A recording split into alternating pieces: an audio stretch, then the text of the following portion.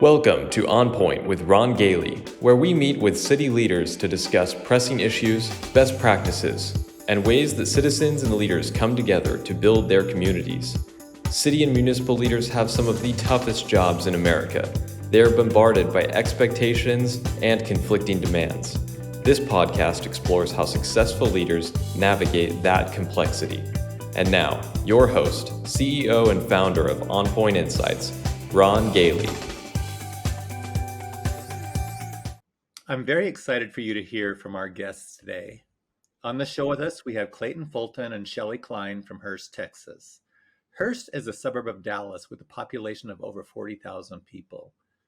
Clayton Fulton is Assistant City Manager of Hurst, Texas, and has an MPA with a focus on local government management and financial analysis. Clayton's working life started in construction, where he learned to lay brick and found that blueprints don't always come together perfectly. Every project requires adaptation and creativity to ensure that the project comes to existence according to the plan. As a result, Clayton has a pragmatic approach to adapting plans in real time. He helps the city turn abstract ideas, or blueprints, into reality while getting the most out of their finite resources. Also with us is Shelly Klein, assistant to the city manager of Hurst, Texas. Shelly has a family history of public service and leadership. She began working for local government in the police department at age 16. She spent most of her public service career working with IT and networks, but now, with her MPA, she has moved into the world of city management. Shelly currently focuses on budgets and planning. So I hope you enjoy what Clayton and Shelly have to share with us today. All righty, Clayton, over to you. I understand you are almost a movie star. Tell us about that. Yeah, it was by accident. Sometimes I like to joke that I'm an almost former child star. When I was younger, I had a younger brother that was into gymnastics, and I was not very active. And my mom got the idea to try to get him into modeling and drugged me with her to meet with the talent agent. And he saw somebody that fit kind of the desired casting call for the catcher in the movie Sandlot. And so my younger brother never ended up modeling, and my mom's chubby son got the chance to audition for a movie. And through a series of callbacks, I landed on a very small role where I played on first base in the opening scene of the movie. And with a lot of fanfare with my friends, I went on opening night and found out my part had been cut, and I had no idea. So it was a maturing experience for sure. That was a little painful in my formative years. But I still get a royalty check. I actually got one just about 2 weeks ago for a whopping $35. So it's the gift that keeps on giving. You haven't made your millions on Sandlot, apparently. No, just probably close to thousands. Not bad. Yeah. And then I had a few other opportunities and kind of close calls, but things never quite panned out. And, it gets a little rough on a kid in his teenage years being told all the things wrong with him physically when he goes to movie auditions. So I found out I didn't want to be in the limelight. I kind of like staying behind the scenes. Oh, what a great story. And Shelly, you started with the police department at 16. How did that happen? Well, it was a office education class partnership with Trinity High School in Euless and the city of Euless. And they hired me as a records clerk in the police department and never went anywhere else. City government ever since. How long did you work for the police department? For 15 years, and then I moved into IT for the city of Euless. Very good. Oh, that's excellent. All righty. Well, anyway, I'd like to continue on. Well, cities face real challenges in engaging their citizens. And we spoke earlier about something that you're doing in Hurst that's been quite successful called Citizen Academies. Is it Citizens Academies or Citizen Academies? I guess it would be Citizens Academy. Citizens Academies. Okay. Well, hey, Clayton, what is a Citizen Academy and how did it get started? So I've only been with Hurst for about 6.5 years, and Shelly, correct me if I'm wrong, but I think it predates your time here as well. And I think it was a council-driven initiative to try to engage citizens to understand more about their local government and help them be prepared to serve on boards and commissions. If you can imagine, the feeling toward government is not always positive, and sometimes local government operations get viewed through this lens that we're just like the federal government. We're not. We're required to have a balanced budget under state law. And so there's a lot of good that local government does when you think about public safety, parks, recreational opportunities, maintaining streets, providing water and wastewater services. And so our council, I think it was pretty visionary at the time, decided we ought to kind of have this series of classes that citizens can come and learn more about what it is that Public Works does and how much effort it goes in to provide clean drinking water at your home. And all the training and exercises and education that public safety has to go through. And I get the joy of talking to them about property taxes, sales taxes, budgets, and audits. But, I've found, I've been doing it here for 6.5 years. The prior city I worked for did something very similar. I have found it to be very productive, and you develop some good relationships with the participants. And I can say almost without exception, I've never had anybody come away thinking, what a waste of time, and I can't believe my city's so bad. They come away saying this was very valuable, and I've learned a lot about what the city does, and I had no idea what it takes. Fascinating. Shelly, you want to tell us a little bit more about Citizens Academies? I mean, what's been your experience and observation? So I've been facilitating it for 5 years now. We are celebrating our 10th year. Our graduation is next week. Our last class is tonight.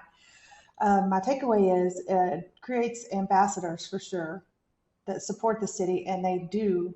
In fact, I had one email me today asking how he can get on a board. So I know a lot of times cities struggle with finding people to serve on boards. So this is a good. Uh-oh, we just lost Shelly. Uh-oh, she dropped off. But Clayton, let's come back over to you. You mentioned that this is city council driven, and in your experience, is that how important is that? I think having council support is incredibly important because at the end of the day, staff exists to help meet the council's priorities.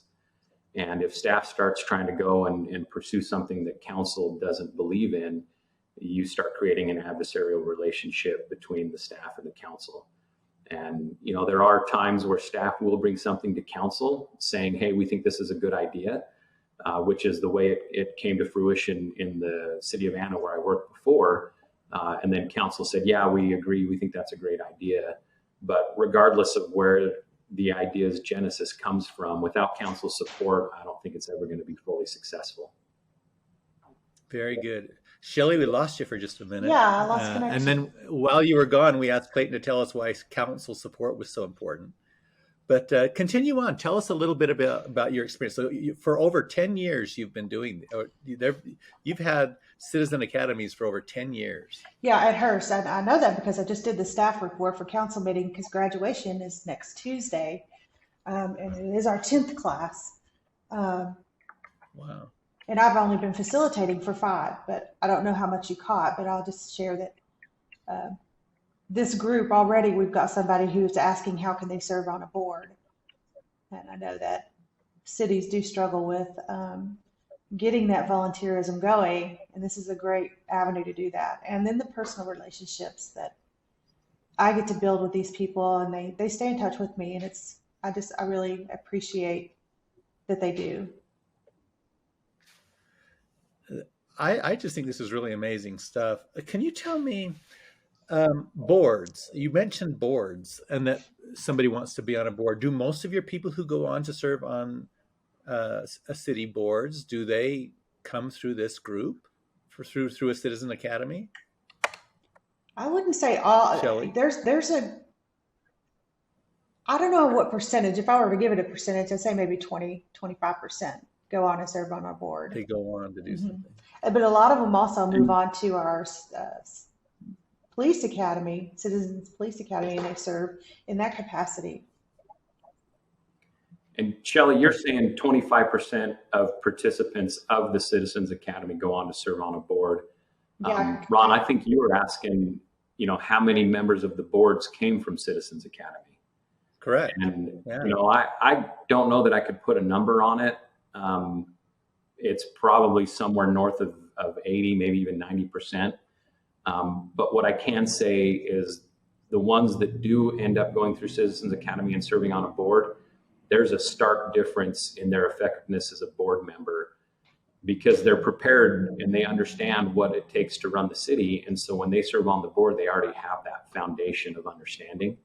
Whereas some of the people that end up being appointed to a board that haven't gone through it, sometimes they're not quite as effective. They struggle a little bit more to understand what's going on, and that's fine. As staff, we're prepared for that, but it does kind of affect the dynamic of the board when you've got somebody on there that doesn't quite understand what it takes to run the city. I can only imagine the benefit. I serve locally on our planning commission, and I went in with eyes wide open, but very, very ignorant, literally, of what the role required.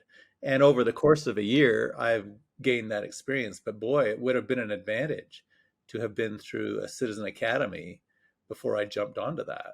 What are some of the boards that you have, and what are some of the roles that these people are helping you fulfill in your city? Shelly, feel free to jump in because you probably have a better feel for all of them. We have obviously our city council. They're the governing board. They make the final decision on all matters as it relates to city policy. But we do have a planning and zoning commission where they will review development plans.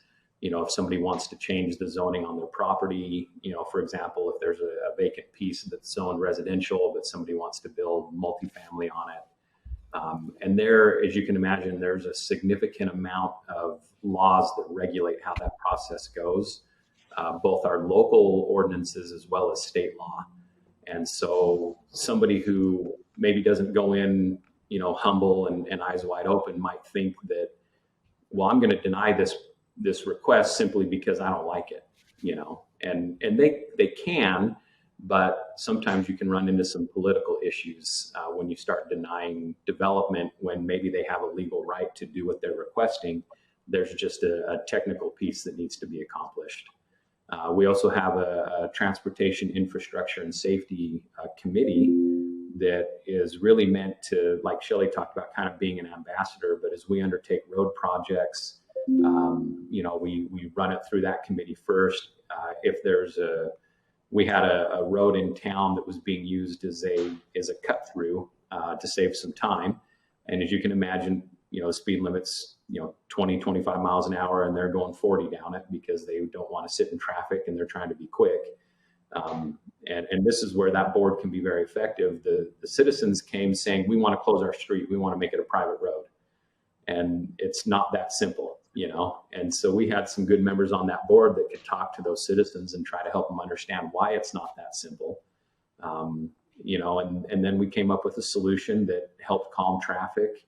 And the members of that board were very effective in helping work with the citizens as well as staff. It was a joint effort. We also have, help me out, Shelly. We have a historic preservation committee. We have our parks board. So as there's park projects that come up, the board vets those first, working with different youth sports leagues, recreation leagues. The board will look at those contracts before, and they provide an added level of resource and citizen oversight before it goes to the council. And so like planning and zoning commission, if there's things that go through these boards first, ultimately council makes the decision, but they can rely on knowing there's a group of citizens that understand how the city works, that have taken the time to review this and make a recommendation for us. And then we can take that recommendation as we deliberate on it and make our decision.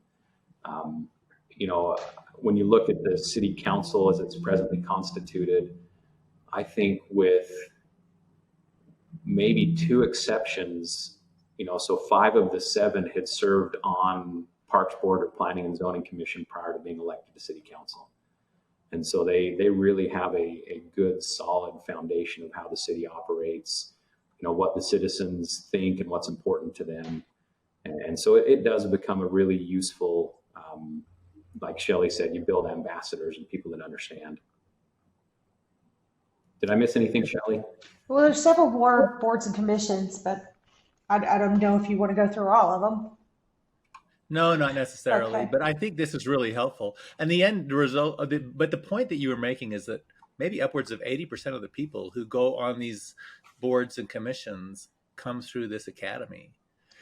Shelly, can you help me understand the a little bit about the coursework and how that was developed and what kind of like how long does the typical class last, or day?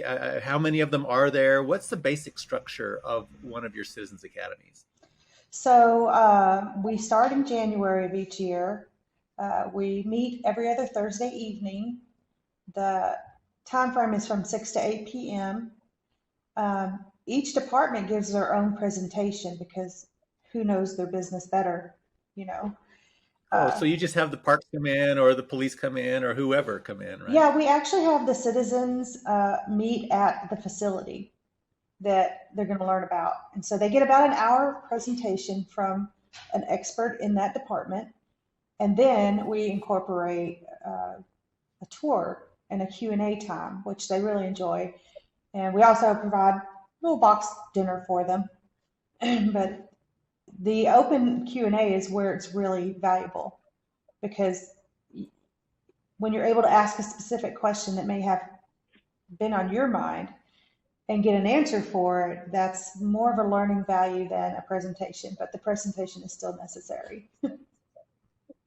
Oh no, that's huge. Yeah, and so this goes from January until when? How many classes? There's 9 classes total, and then graduation. So we're having class 9 this evening at Fire Station 1, and that'll be it. And then we graduate with the city council. The mayor and council present them with certificates, and then they move on and hopefully start helping the city with another capacity on a board or a commission. Wow, excellent. Hey, Ryan, my partner in crime, do you have any questions you want to ask? Well, first of all, I just wanted to say that I think it's really amazing how well this is working.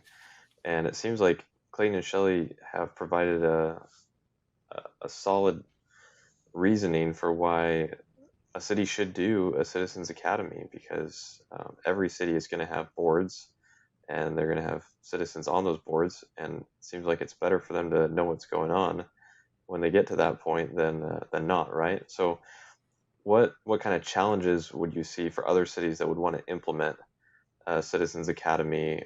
Why would you not have one? Do you want me to answer first? Or if you were to do it over again, what would you recommend for a city who's just getting started? Shelly, let's start with you. So we did implement changes this year. The 9 years prior to this year, it was pretty much all presentation. And I read an article in Texas Town and Cities, I believe, about another city that was doing it. And the presentation, as I said, is necessary, but to make it more interactive and more fun and let people, for example, tonight, they're going to be touching a fire engine. They're going to hold a fire hose. There's just more hands-on. And that it makes it more successful. And it also makes it, I've noticed that this class particularly they use the word fun. And they're going to tell all their friends about it and for next year. So I think making something more interactive, if you're going to start it, don't just be classroom lecture time. Make sure that they are getting that hands-on experience. That sounds good to me. I appreciate you mentioning that, Shelly, and I'll kind of throw myself under the bus.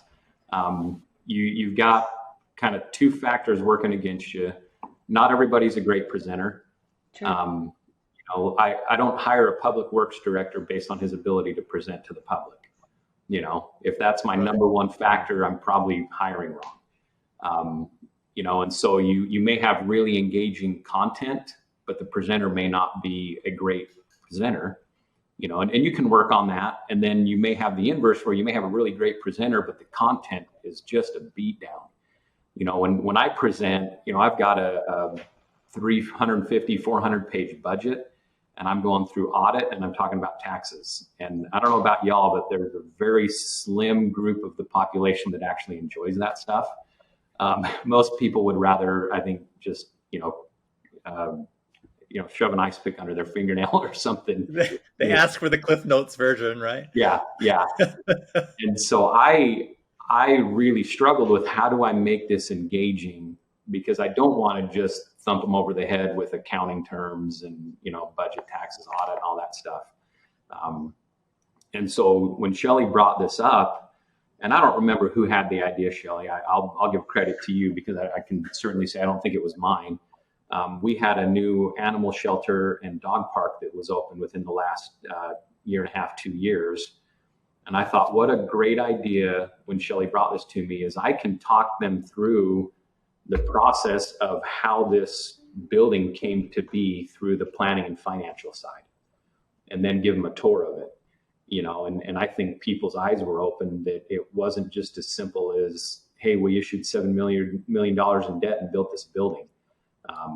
It's a lot more complex than that. And, that's a fascinating thing to take them through a case study, right? I mean, this is how the budget is determined, and this is what the results can be, right? Yeah. And anytime we issue debt for a project, and I've done this a handful of times here in my other city, I always get a little bit anxious just because I have to have a number to issue debt for. It's got to be backed up by something realistic. But, like you said in the intro, nothing ever really goes according to plan. So I may talk to the engineers, the architects, the contractor, and say it's going to cost $7 million. I go to market, I issue $7 million in bonds, and then we get on site and find, oh no, we missed something, or inflation kicks in, or a pandemic hits. And so what do you do when you issued $7 million in debt, and maybe for good reason that project cost $8.5 million? And then you can have the inverse where you issued $7 million in debt and you found some savings along the way, and it only cost me $6 million. What do I do with that extra $1 million now that I'm paying, interest on and having to collect property taxes to cover the debt payment? And so there's a lot of thought and planning to make sure that we get that number as close as we can, and then have contingencies built in. And, so sometimes we might be criticized that when we do issue the debt, the ordinance that council approves calling for it can sound really broad. Well, that's on purpose, because if I get to the end of the project and I've got some money left over, maybe I can go fix some streets or some storm drains or whatnot, to make sure I'm not just sitting on, debt proceeds I can't spend. Right. And all of this is covered in your coursework. Yeah. Yep. All right. Hey, we're gonna be wrapping this up now, but I'd love to have your final thoughts. Let's say there's a city who's never done this before. They're interested. They'd love to learn more. Like, what are a couple of things, just as they get their minds going, they ought to plan to do and think through as they get this started? Shelly, what would you, if you're in a brand new city helping somebody go through it, what's a few things you'd recommend? Well, along the line of budget, you would need to find the money to support it, because in our case, we're providing, it's not a lot of money, but to provide that meal if you're going to do it in the evening. And the other is definitely I would discuss it with staff first, because they would be the ones putting the work towards each class. And then, of course, city manager buy-in. And then, of course, I think you have to have your council behind it.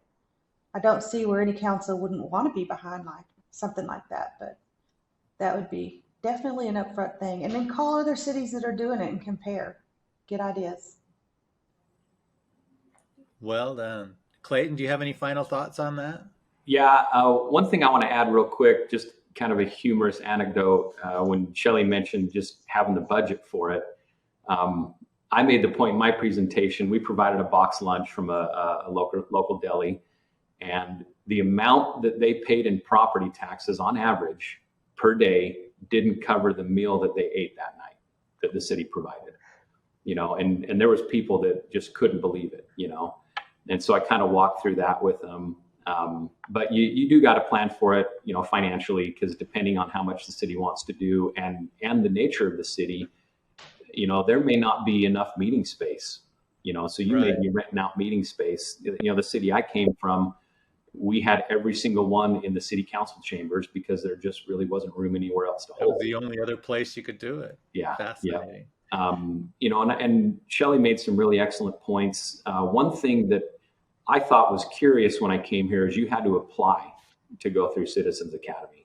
Right. I was wondering about that. How does somebody participate, and how does that happen? How do you recruit? And so Shelly can give some of the details, but just to wrap up my thought real quick, I just was thinking, why would we do that? Why would we make people apply? If you want to participate, let's let them participate.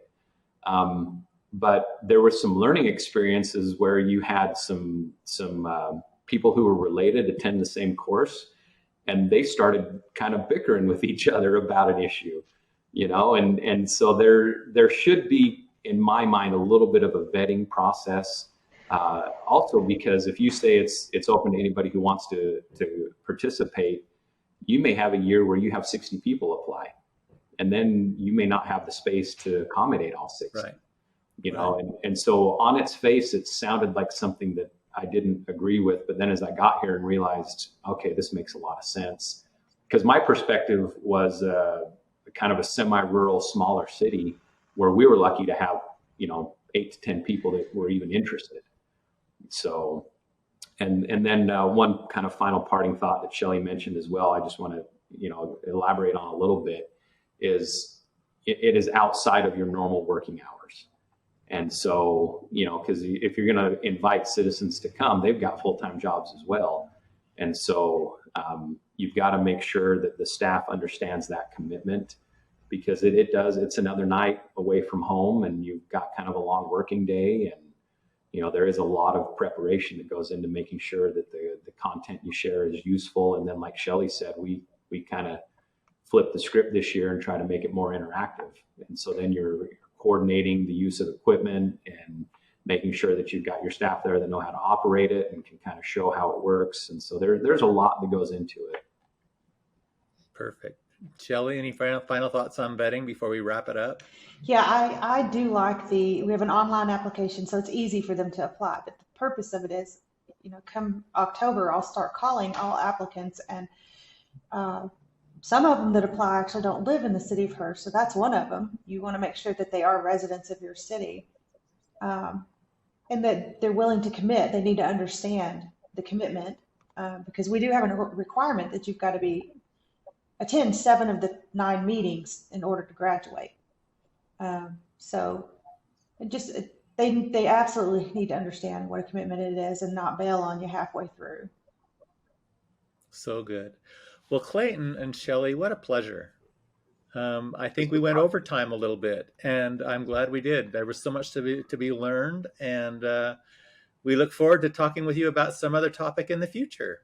Sure. Yeah, thank you. This was fun. Thank you. Thanks for listening. If you found this discussion valuable, please consider subscribing and sharing with others. If you have a topic or question you'd like to hear us discuss in our next episode, leave a comment or send us an email. It's podcast@onpointe-insights.com. See you next time.